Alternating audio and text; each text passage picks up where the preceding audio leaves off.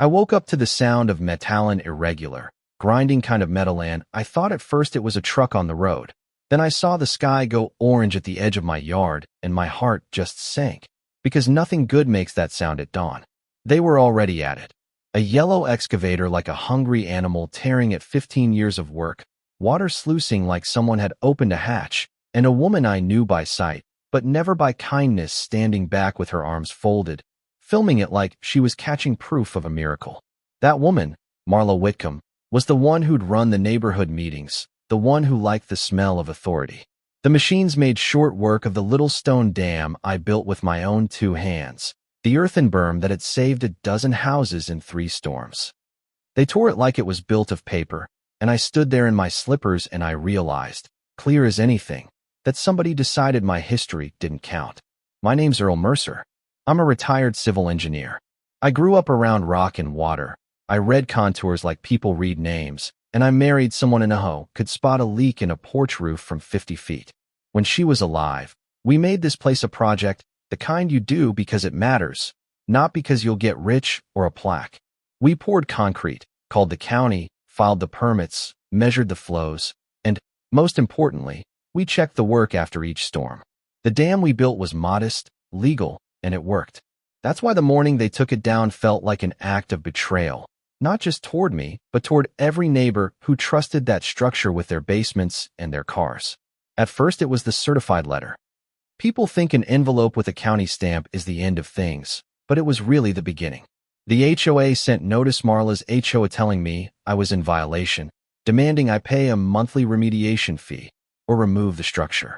The amount was petty but performative, like the kind of number a person uses to remind everyone who holds power. I refused. I remember sitting at my kitchen table, a cup of coffee gone cold, telling myself there's a process appeal, meeting, lawyer because that's what you do. But Marla didn't do process. She did performance.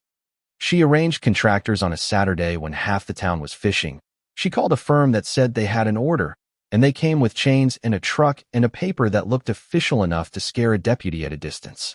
When the excavator started, I ran to the house, grabbed the old camera my wife used to use, because for some reason seeing things on a screen makes them repeatable, less chaotic. Marla watched me from the berm and shouted something about safety. "We have an order, Earl," she called, her voice small and sharp like a pin. "You should be grateful we're doing this before anyone gets hurt." She smiled Thena's small smile, and I wanted to punch a hole in the morning. Instead, I walked toward the machine and said, "Who signed that order?" The operator looked at me like I was a curious dog. "County," he said, and that was the truth he'd been told.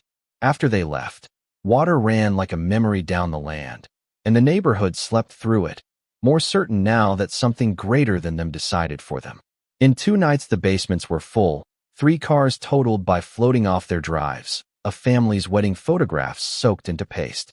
I walked the streets, my boots heavy with mud and shame, and I watched neighbors look at me like I'd failed them. Had I?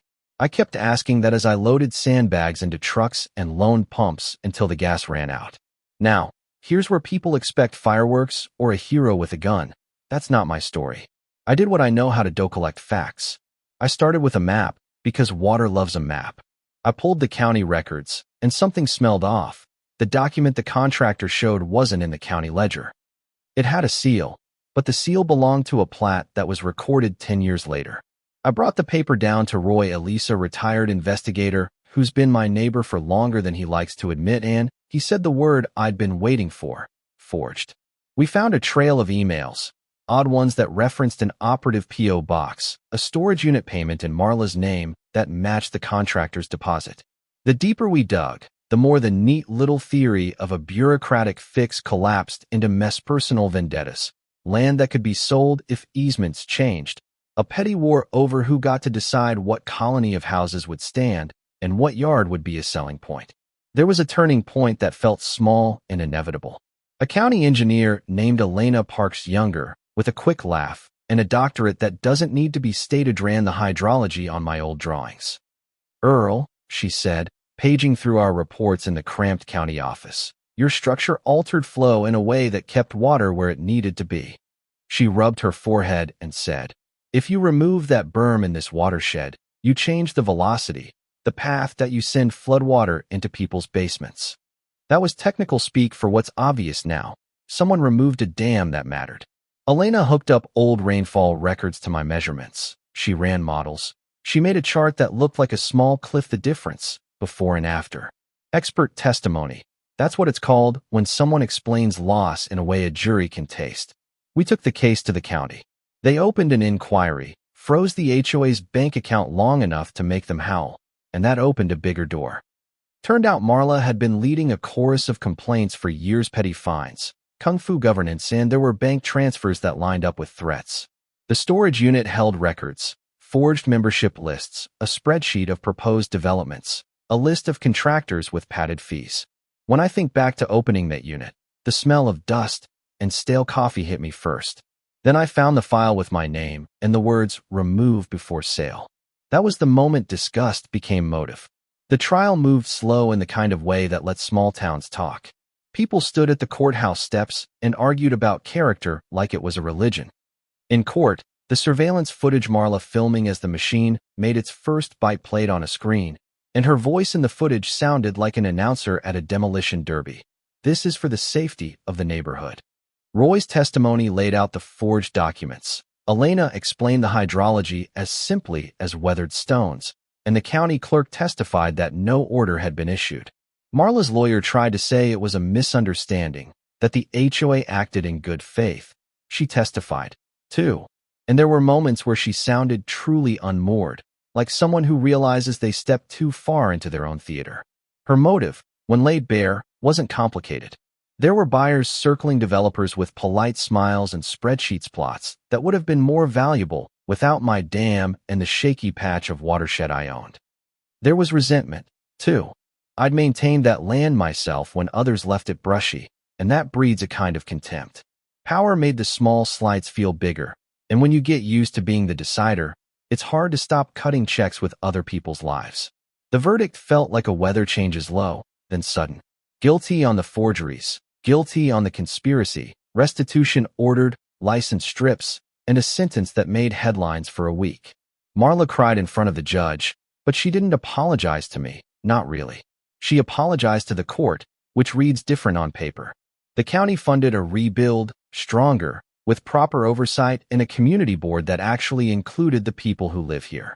We rebuilt the dam with engineers and neighbors handing rocks and gratitude back to each other. There was a day they dedicated it, a ribbon, and a photograph of me standing by a plaque I didn't want, but I let them take it because it said what I actually felt. Something about community being a contract more binding than any HOA meeting. And yet, it didn't resolve everything. Some people said I should have taken the money offered earlier, sold the place, walked away. Others said I should never have trusted the HOA, that I was an idiot for believing in rules to begin with. The courtroom wind didn't mend every car, didn't replace every photograph, and it didn't bring and back. It did, however, change the ledger of our little town. Marla's sentence closed one door, another opened, where community oversight met transparency, maybe a better kind of power. I tell you that not because I want you to love me or hate me, but because there's a piece of this in everyone's life, the moment when someone decides without you. The moment you realize a thing you trusted was paper thin. What you do then is your story. For me, it was maps, mud, and a stubbornness that I sometimes regret. For others, it might be walking away or screaming at a meeting. There's no universal right. So here's what I want to know. If this happened on your street, what would you do? Would you trust the HOA letter? Or would you walk outside in your slippers and try to stop an excavator? Do you think justice in a small town looks like courtrooms and restitution? Or does it look messy, neighbors rebuilding together, apologies given at potlucks, grudges that never die? Drop a comment. Tell me where you're watching from. Tell me a story if you've been through something similar. I'm not looking for sympathy. I want to know what you think justice looks like in real life, not in movies. If you liked hearing this, share it with someone who lives in a place where neighbors still matter. And if you feel strongly, tell us, was there a line crossed, or was it just one more day in the slow erosion of who holds the power?